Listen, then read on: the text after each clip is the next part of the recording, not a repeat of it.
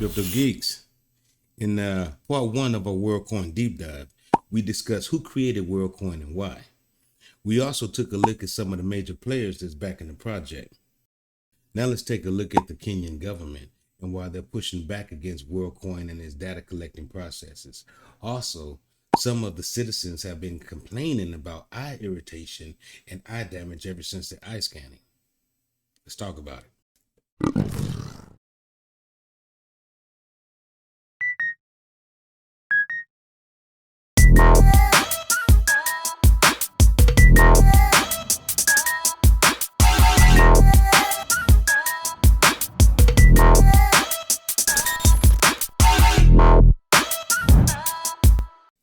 So what do we know? WorldCoin requires its users to verify their human identity, and it does this by scanning their iris with this hardware device known as an orb. Currently, you can find these orbs in about 400 different countries all around the world. And according to WorldCoin's own website, 2.2 million people have already completed the registration process for their World ID. Let's talk WorldCoin. It has emerged that Kenyans can still sign up for the controversial WorldCoin platform despite its suspension by the government 4 weeks ago due to data security concerns. According to the country's cybercrime watchdog, the National Computer and Cybercrimes Coordination Committee, while the government may have shut down centers that were used by WorldCoin agents to register Kenyans, one can still sign up through the internet. And as KTN's David Muthoka reports, this comes even as it remains unclear what exactly WorldCoin intended to do with the data it obtained from more than 350,000 Kenyans by scanning their iris.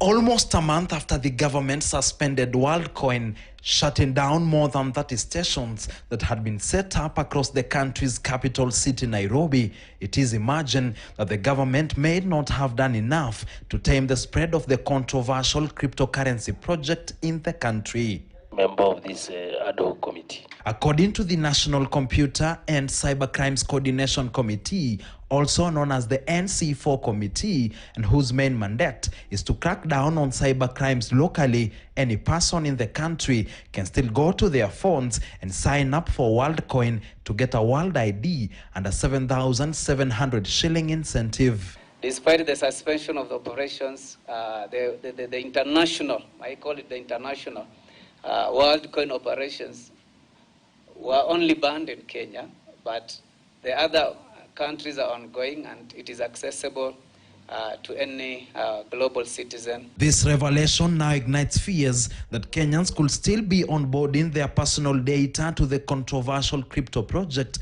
including their email, phone number, national ID, photographs, and videos of themselves, all in the name of WorldCoin registration. By the time the government had slammed the brakes on WorldCoin by closing down the 30 centers that had been fitted with iris verification orbs that are the size of a football, 350,000 Kenyans had been registered. That number may have easily soared by now, according to the cybercrimes watchdog. To be honest, many people are not even aware of some of the security threats that they are exposed to when they interact with Gmail, with WhatsApp. WhatsApp will say it is encrypted end-to-end, but we know it is very possible to intercept in a split of a second.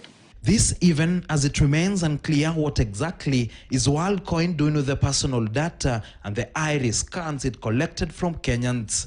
Appearing before the National Assembly Committee of Inquiry into WorldCoin on Tuesday, the National Computer and Cybercrimes Coordination Committee also acknowledged to be in the dark over WorldCoin's real motive for collecting sensitive personal data belonging to Kenyans. Could the operations of WorldCoin in Kenya have been part of a bigger research that goes beyond the scanning of the iris and the exchange for cryptocurrency?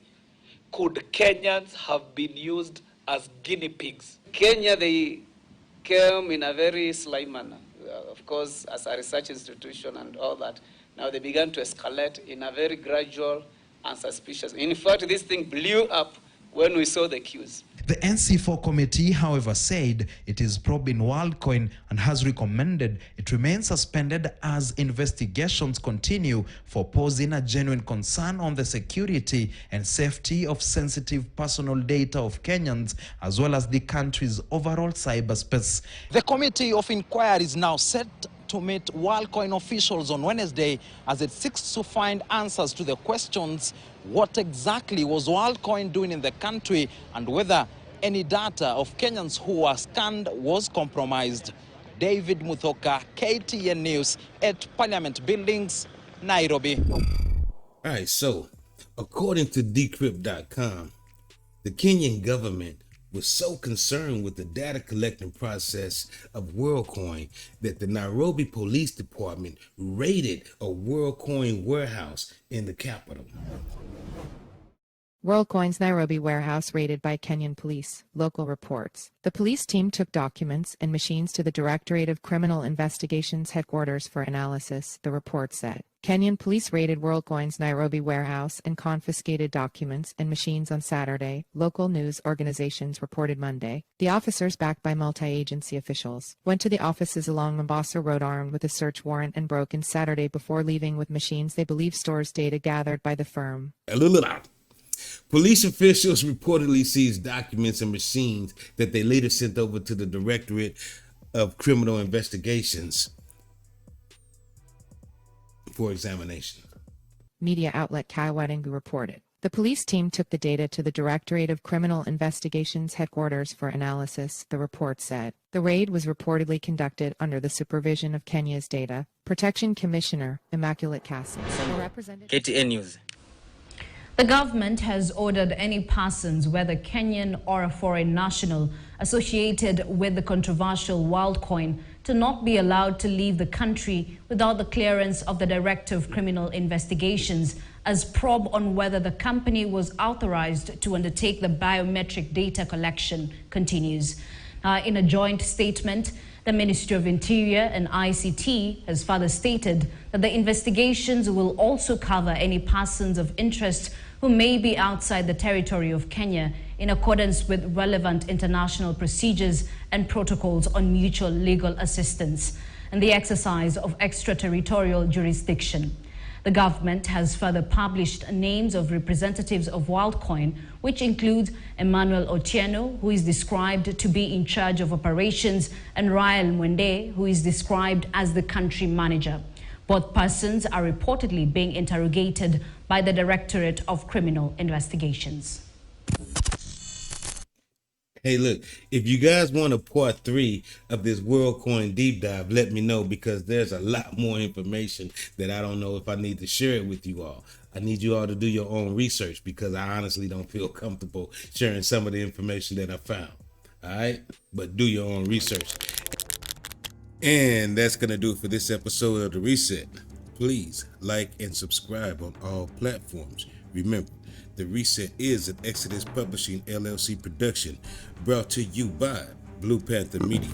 I am your host, Squeek, the Crypto Geek. And like I said before, I am not a financial advisor.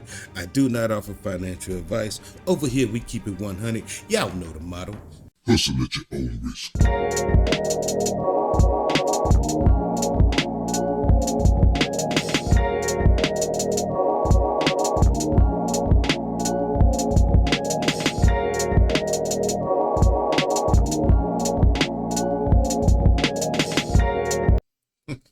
Hey, but it's not all bad news for WorldCoin, because just in Argentina, WorldCoin set a new sign-up record with over 9,000 people getting signed up and registered. But we got to remember, Argentina is a crypto-friendly nation, a crypto-friendly country.